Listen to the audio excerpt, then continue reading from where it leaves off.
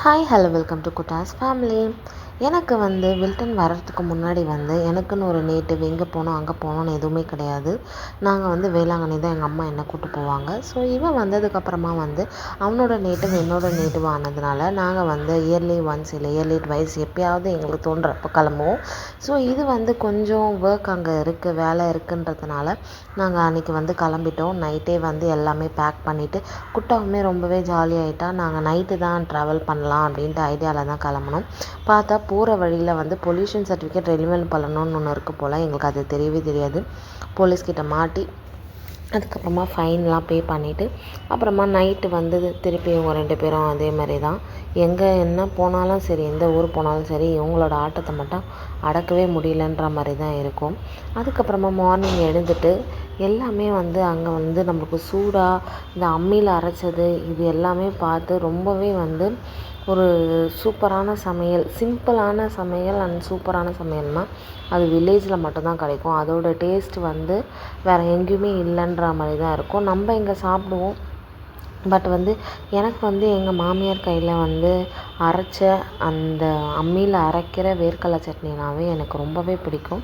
So எப்போ போனாலுமே எனக்கு பணியாரமும் வேர்க்கடலை சட்னியும் அன்றைக்கி மார்னிங் எனக்கு பிரேக்ஃபாஸ்ட் எப்போவுமே கொடுத்துருவாங்க. ஸோ எனக்கு அதோடய டேஸ்ட்டு வேறு எதுலேயுமே இல்லைன்னு சொல்லுவேன். அவ்வளோ ஒரு டேஸ்ட்டாக இருக்கும். எனக்கு அந்த பணியாரம் சூடாக நல்லா மொறுன்னு கொடுப்பாங்க.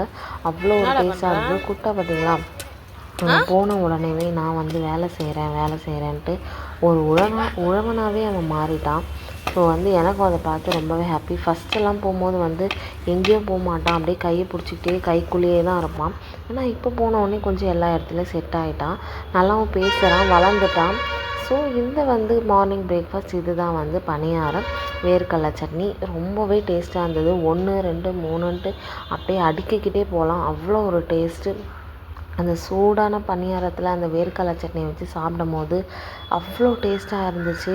நான் அதுவும் மிக்சியில் அரைக்கிற மாதிரிலாம் இல்லை, அது அம்மிக்கல் ஆட்டினதுனால அவ்வளோ டேஸ்ட்டு. அதுக்கப்புறமா மார்னிங்கே போகும்போது அங்கே ஒரு வில்லேஜில் ஒரு ஃபங்க்ஷன் இருந்தது. சரி அதையுமே அட்டன் பண்ணிடலாம் அப்படின்னு சொல்லிட்டு குட்டாவை கூப்பிட்டு போனேன். குட்டாவுக்கு அது புதுசாக இருந்ததுனால எப்படி வரான் பார்த்தீங்களா, அங்கே நாய் மாடு ஆடு எல்லாமே அப்படி நடந்ததுனால அவனுக்கு அது என்ன பண்ணுறதுன்னு தெரியல. அப்புறமா திண்ணையை பற்றி சொல்லி ஆகணும். திண்ணைன்றது இப்போல்லாம் எங்கேயுமே இல்லை, எங்கேயாவது ரேராக வில்லேஜுக்கெலாம் போனால் தான் இருக்குது. ஸோ இதெல்லாம் குட்டாக்க பழகணுன்றதுக்காக வீட்டுக்கு வாசலில் நானே வீடு கட்டினோன்னா இந்த மாதிரி ஒரு திண்ணை வச்சு வீடு கட்டணுன்னு தான் எனக்கு ஆசை.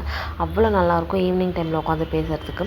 அதுக்கப்புறமா எங்களோட வேலை வந்தாச்சு, அதுக்காக நான் பண்ணணும். அதுக்காக எங்களுக்கு அங்கே போக வேண்டிய கவர்மெண்ட் ஆஃபீஸ்லாம் இருந்தது. சரி அங்கெல்லாம் போயிட்டு வேலை சீக்கிரமாக எங்களுக்கு முடியல. எங்களுக்கு டைம் எடுத்தது. ஏன்னா ஒரு நாளில் முடிகிற வேலை இல்லை அப்படின்ட்டு நாங்கள் நெக்ஸ்ட் டேவும் அங்கே தான் இருக்கிற மாதிரி எங்களுக்கு சிச்சுவேஷன் ஆகிடுச்சு. ஸோ என்ன பண்ணுறதுன்னு தெரியல. ஊருக்கு 1 டேயில் கிளம்பா வெல்டன் வேலைக்கு போகணும், குட்டா ஸ்கூலுக்கு போகணுன்னு பார்த்தோம். இது ஃபுல்லாக காணை உரித்து வெயிலில் எப்படி பார்த்திங்கன்னா மணல் மாதிரி, நானே ஷாக் ஆகி தான் வீடியோ எடுத்தேன், மணல் மாதிரி காய வச்சுருந்தாங்க.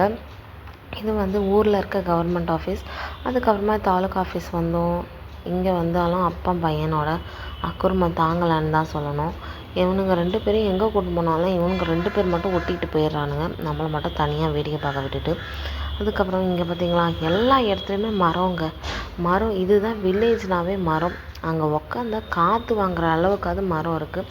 சிட்டிலலாம் இதெல்லாம் ரொம்ப ரேரு. கொஞ்சம் சிட்டிக்கு அவுட்டரில் போனால் தான் இதெல்லாம் நம்மளுக்கு கிடைக்கும். போனால் அப்புறம் நம்ம வேலை முடியல. குட்டாவை என்கிட்ட வில்டன் தள்ளிட்டு போயிட்டான். அவன் அப்படியே என் மேலேயே படுத்து தூங்கிட்டான். அவனை ஏன்டா வெளியே கூப்பிட்டு வந்தோன்ற மாதிரி ஆயிடுச்சு. அப்புறமா போகும்போது வெளியெல்லாம் சுற்றி பார்த்துட்டு ரொம்பவே சூப்பராக இருந்தது. வெயிலுமே அவ்வளவா அன்றைக்கி இல்லை. ஸோ ரொம்ப காமாக இருந்ததுனால நாங்கள் அப்படியே சரி அப்படியே அவன் குட்டா தூங்கிட்டான் அப்படின்னு சொல்லிட்டு, என்ன தான் நம்ம சிட்டியில் அப்படி இப்படின்னு வாழ்ந்தாலும் பட் வில்லேஜ் சைடு போகும்போது அட்லீஸ்ட் 1 வீக்காவது அங்கே ஸ்டே பண்ணால் தான் நம்மளுக்கு அந்த ஃபுல்ஃபில்னஸ்ஸு இருக்கும். நாங்கள் அவ்வளோ நாள் ஒர்க் இருக்கிறதுனால ஸ்டே பண்ண முடியாது. காலையிலலாம் நிறைய இடம் சுற்றிட்டோம்.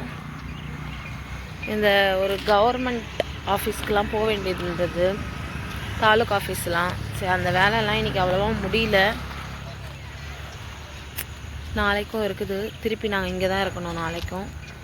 வில்டன்கிட்ட ஒன்று கேட்டிருந்தேன், அதை எடுத்துகிட்டு வரான் எனக்காக எடுத்துகிட்டு வரான்.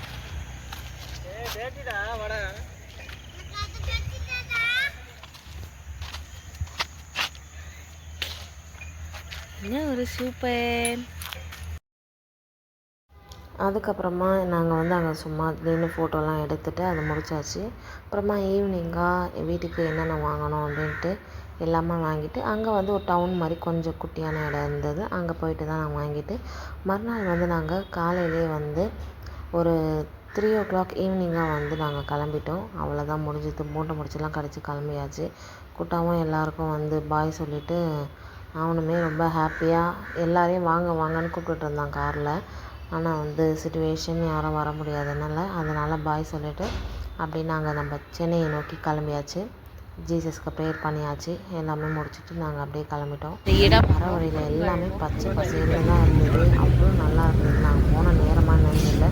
இதெல்லாம் பார்க்கறதுக்கு குட்டாக்கும் இதெல்லாம் பழகிறதுக்கும் நல்லா இருந்தது. எப்பயாவது போகிறோன்றதுனால என்ஜாய் பண்ணிட்டு தான் வரணும். ஏன்னா வந்து ஏதோ போகணும் வந்தோன்ற மாதிரி குட்டாக்கும் பழகலை. அவனுக்கு எல்லாமே அங்கே அவனுக்கு என்னென்ன கற்றுக் கொடுக்க முடியுமோ அத்தனையுமே நாங்கள் கற்றுக் கொடுத்தோம். கோட் கூட விளையாட வச்சோம். அப்புறம் கவு காட்டணும். இந்த மாதிரி நல்லா குட்டாங்களுக்கு நம்ம என்ஜாய் பண்ண வச்சு தான் கூட்டிகிட்டு வந்தோம். அதுக்கப்புறம் வர வழியில் மழையோட பிளெஸ்ஸிங்கோட பேக் டு ஹோம் தான் சொல்லணும்.